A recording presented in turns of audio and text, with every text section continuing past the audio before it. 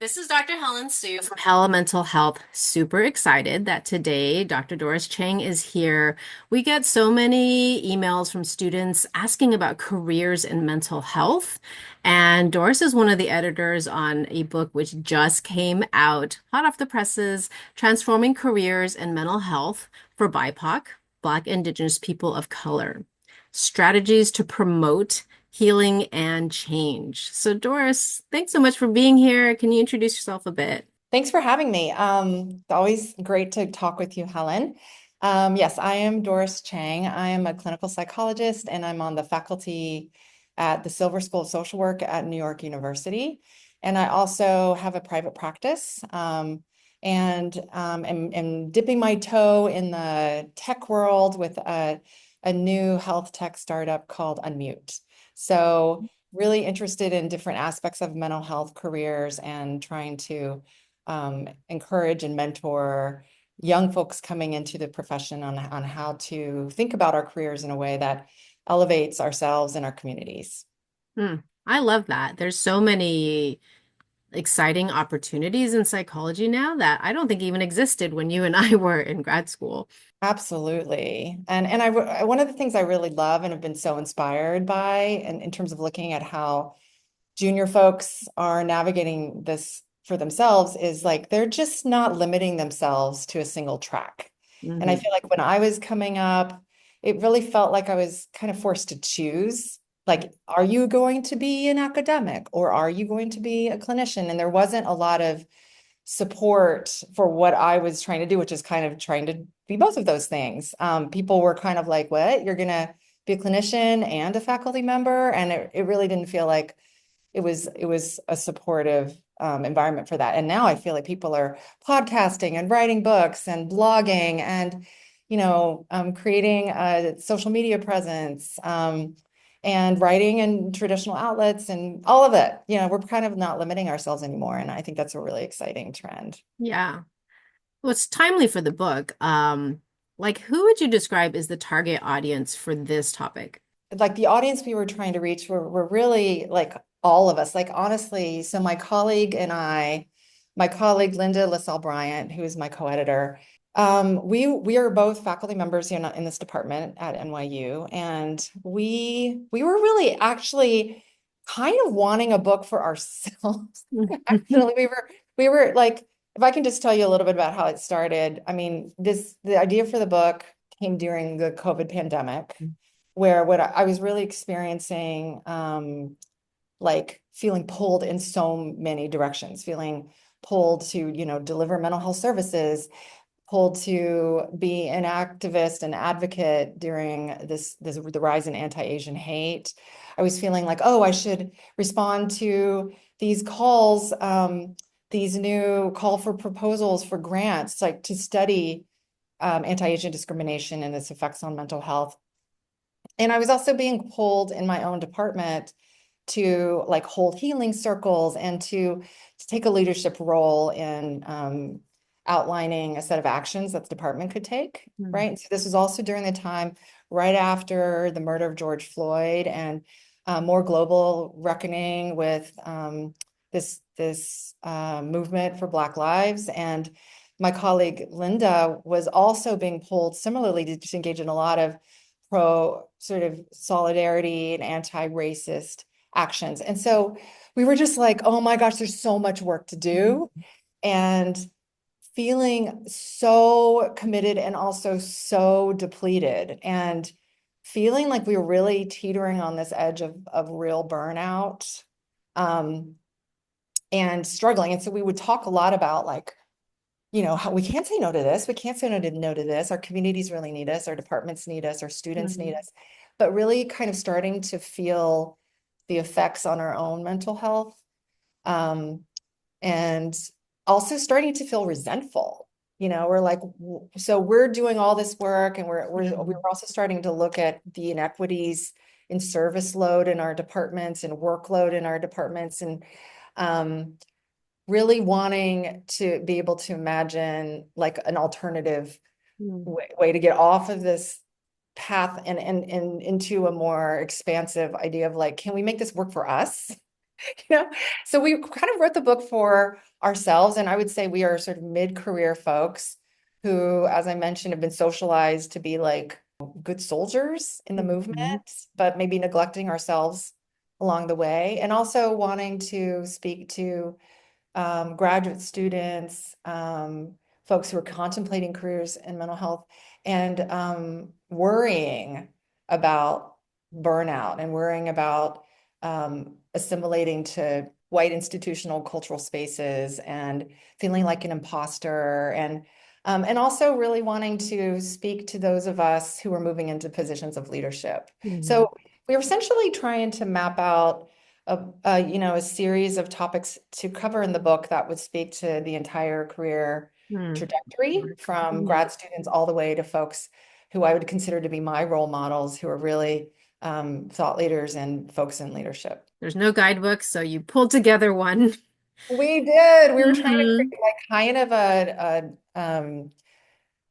a blueprint for doing it differently. That's really valuable. We don't talk enough about preventing burnout, especially when you're trying to do meaningful work or change-oriented work or change systems, which are harmful. So how did you sort out what kind of authors that you wanted to contribute to this book and sort of how was that process? Why did you pick these folks? Well, there were way too many folks Mm. that we were really interested in speaking to, but we wanted a book that would had some diversity in terms of social work and psychology. So I'm in a department of social work right now, and so we were thinking about having some disciplinary diversity because we also have some psychiatrists that are in the book. So wanting to Mm. bridge the various mental health disciplines. We were looking to represent different voices in terms of ethnic, cultural diversity, gender, so sexual orientation, intersectional identities, and also setting in terms of where are we practicing, what kinds of Mhm. institutions are we in, and also it was just like people who we admire, who we feel like, wow, they seem like they've figured something out. And we wanted to like use this as an opportunity to invite them to reflect on their own journeys and advice that they would give to folks who are interested in a similar path. Because the other thing that we wanted to address was the lack of mentoring for a lot of us. Many of us are the only ones in our departments or in our clinics, and finding a mentorship can be really difficult. Mhm. And so we wanted to like invite those folks who we considered to have something to teach across these different dimensions of diversity and setting, to offer some advice. I mean, the authors, I read a lot of them and just how they've had to be creative about how to integrate the mental health work with their values and Yeah. yeah. And yeah, like you said, not one track careers. Um, there's so many good authors, but is there a particular chapter or two that you think you'd like to highlight? It's so hard to pick. I mean, I think that yeah, I can highlight a couple that I feel like really resonated with me and maybe had messages that I thought to myself, oh, I wish I'd read this when I was younger, Mhm. right? Because Mhm. those things you don't even realize are like tender parts of your journey. They're like, oh, so I really loved in the first chapter. Well, so just to kind of explain, we laid this out, as I mentioned, to address sort of three different areas of our career. So the first is really for early career folks. Mhm. And so in some of those early chapters, I want to highlight, for example, Linda Zhuang's chapter on ethnic racialized identities as strengths. Mhm. I feel like her chapter, which is in the section of finding and owning your voice, what I really love about it is she really tries to reclaim ethnic and cultural racialized identities as something really important to ground in and to Mhm. center in. And I just feel like for so many of us coming into trainings contexts or academia, you're just trying in some ways to assimilate to the culture that you're in and trying to make people comfortable Mhm. about your presence. And if you're in a very white dominated a department or an institutional setting, that can sometimes mean trying to downplay those sources of difference. And so she really kind of invites the reader to reflect on your ethnic and racialized identity and reclaim it as a source of strength, but also acknowledges that that can be really hard to do. And so she offers a lot of like really concrete Hmm. resources, books, authors that she drew on and recommends to learn about your history, to reflect on what it means for yourself, and then to seek community around those identities. And it seems like so basic, but to see like a template for like what it looks like in practice and how you can do that when you're a student Hmm. starting out, I felt like was a really great place to start. So I really loved that. And then, you know, a lot of those early chapters are geared towards students really are around how can we in some ways resist internalizing narratives that we are exposed to about who we are Hmm. from, you know, dominant cultural messages. So being part of, you know, learning what we can and also being really critical about what we are learning as well. So I love those early chapters by Linda, as well as Hector Adames and Nayeli Chavez Duenas, Hmm. as well as a couple great chapters from some students who wrote about their experiences in a very like experience near way. Hmm. Um, so Sophia Williams Captain and Nara, you wrote about their experience, very recent experiences of being doctoral students in psychology and social work as BIPOC and international students, Hmm. all sort of the challenges that they had to navigate in those spaces. So anyway, just a lot that I was really wishing I had been exposed to when I was a doctoral student myself. Absolutely. Yeah. I mean, as someone who does mentor also, it's it's kind of frustrating and overwhelming how some of these challenges still exist in institutions. And it's difficult to imagine a student perhaps being like alone in their department or in their state and not having anywhere to go to talk about these kind of challenges and strengths. Right. Like, how do I maintain the gifts of what my culture and knowledge and wisdom brings, but also dealing with the reality of maybe constant microaggressions or pressures, or having mentors or professors who don't always know how to mentor me well. Mhm. Absolutely. Right. So we're hoping that these chapters can provide some support to students, and we're inviting them to have reading groups and Mm. to come together in community to discuss what comes up for them in reading and reflecting on some of these ideas. And I'll say, like, on the other end of the continuum, I was also really moved by Dr. Ramani Durvasala's chapter about becoming a media contributor, because so many Mhm. of us who are in academia or academic spaces, you know, really feel cut off from reaching general audiences, right? Because of Mhm. the way that we're taught to write and communicate our Yeah. ideas. So she really talks about her path to becoming this, you know, multi-platform, incredible communicator about her work through YouTube and books for the public, and sort of her, you know, the challenges she faced along the way in Mhm. doing that, but the rewards of doing that, in particular, making these ideas more accessible to as wide a community as possible. And Yeah. there's, you know, I don't know, could you do a lot of that yourself, Helen? I wonder, like, do you feel like this information is something has been hard to come by about, like, how do you do this? How do you reach broad audiences? Hmm.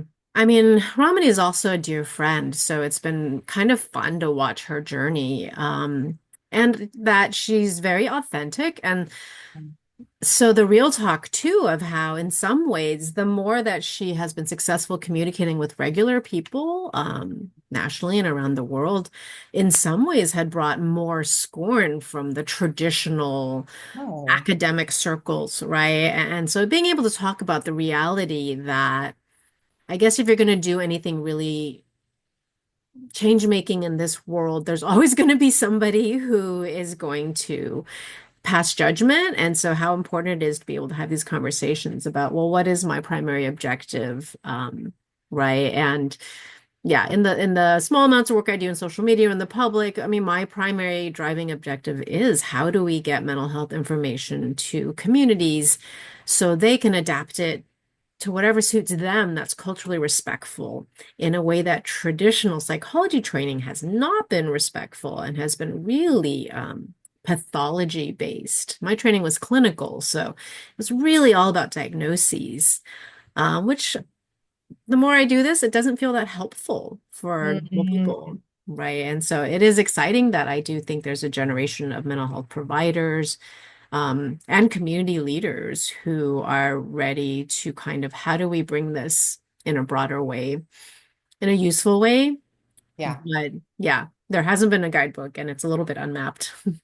There's no guidebook, and a few of the other contributors talk about, as you mentioned, the pushback that they received when they tried to do that. And Dr. Miriam Keating also talks about this in her chapter, about just diversifying, how we publish when we think about disseminating Mhm. our science.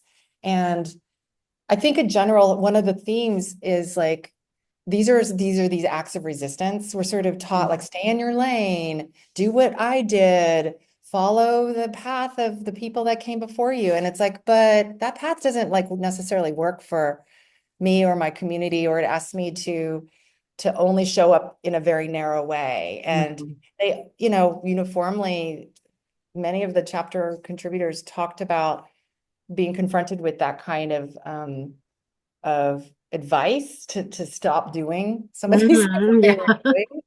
It could jeopardize, their credibility in Mhm. certain circles, or it could detract from other activities that were considered more important and more meaningful according to traditional metrics. And so it becomes an act of resistance to say, no, this is actually really important to me that I try to disseminate this work in these particular ways. And it takes a lot of courage to buck the system.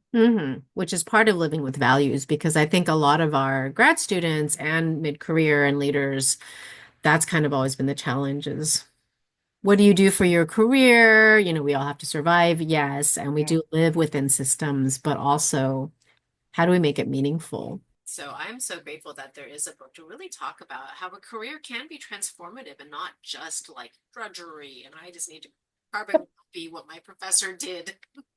Right? Yeah, Mhm. I Mhm. agree. I agree. I think what we really want are our leaders um, to value all of those incredible creative ways that people are trying to be change makers, Mhm. and really recognize this as valid ways of having impact, right? One of the other, just one last thing that struck me from the book was how many of our leaders, folks that I really admire and respect, like were reluctantly pulled into leadership. Mhm. Like they didn't necessarily see themselves as like ready to take on the mantle Mhm. of a leader, but really kind of stepped in when asked. Mhm. Someone else recognized leadership in them, leadership capacity in them, let them know that they would support them, and that was kind of the push that moved them into some of those spaces. But it wasn't necessarily something that many of us have been told or groomed for, you Mhm. or even see ourselves as. And so it really, really kind of took other folks recognizing that talent in them. Yeah, Um, I see that a lot, and that's a wonderful thing. I think in some of my leadership roles, I've actually found the reluctant leaders are sometimes the most steady, right? They're not people who sought this out for their resume or something like that. yes, They were called into it because they care deeply about what is the objective that we're working toward here in this organization. that's Mhm. right. So We're it's in not this about community. personal ego. Hmm. Yeah, Yeah, which is a solid grounding. that's right. Well, I'm excited and really excited to also share this book with my grad students and early career mentees. What's the best way that a student can look at it? And then I was also happy to see that it's also available in paperback, so very affordable, yeah, for grad students or your library to get this. Yes, Mm. and we really appreciated your blurb for the book. We definitely admire your career. I think you're a really great model of like using your insight, knowledge, firsthand experiences working with clients, and then creating something with your book to benefit and reach a much broader audience. Not everybody can work individually in therapy with you. Right. Right? Yeah, so folks can get this on the Routledge website Mhm. or on Amazon or really, kind of any online retailer. I think it's available. Great. Thank you so much for taking the time. Like I said, I get so many emails from students wanting to enter psychology or mental health, and this has been such a valuable contribution. Thank you so much.